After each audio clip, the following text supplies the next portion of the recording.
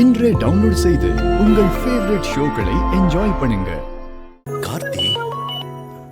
Hello Karthi, எப்படி இருக்கீங்க? நல்லா இருக்கேன் சார். கார்த்தி, என்ன திடீர்னு கால் பண்ணிருக்கீங்க?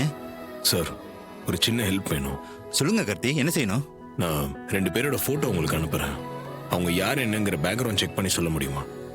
கார்த்தி, இப்போ நான் கொஞ்சம் வெளியில ஒர்க்ல இருக்கேன். நாளைக்கு தான் ஸ்டேஷன் போவேன். போனது அவங்கள பத்தி விசாரிச்சு சொல்றேன். நீங்க போட்டோவை இமிடியேட்டா அனுப்புங்க. Okay sir, thank you. அவங்க 2 பேரை பத்தி விசாரிக்க சொல்லியிருக்கேன். நாளைக்கு சொல்றேன்னு சொல்லியிருக்காங்க. சரி, கண்டிப்பா அவங்க ஃப்ராடா தான் இருக்கணும்.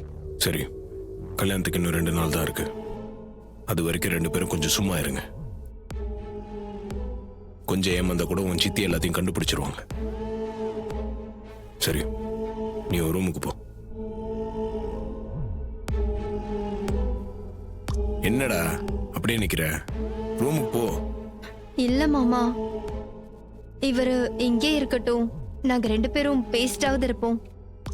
என்னது? என்ன விளாடுறீங்களா? இங்க எவ்வளவு பிரச்சனை போயிட்டு இருக்கு. பேசணும். டேய், ரூமுக்கு போடா. ராஜா, அவர்தான் பேசணும்னு ஆசைப்படுறாருல்ல, இருக்கட்டுமே, விடு. என்ன விடுன்ற? புரிஞ்சுக்காம பேசிட்டு இருக்காத. வா.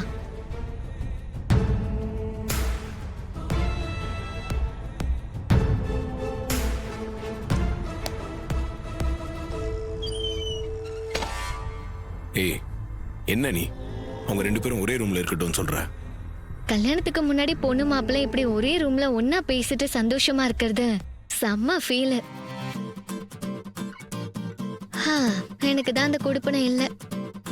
என் தங்கச்சிக்காவது அந்த சான்ஸ் கிடைச்சிருக்கேன். அது வரைக்கும் சந்தோஷம்.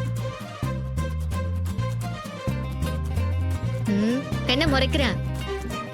கல்யாணத்துக்கு அப்புறமாவது உன் கூட ஜாலியா பேசி சந்தோஷமா இருக்கலான்னு பார்த்தா நீதான் முரண்டு பிடிக்கிறியே.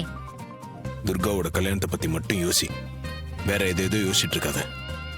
ஆனா எனக்கு வேற எதை பத்தியும் யோசிக்க தோணல.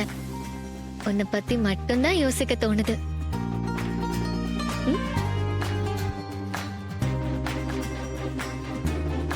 ஏ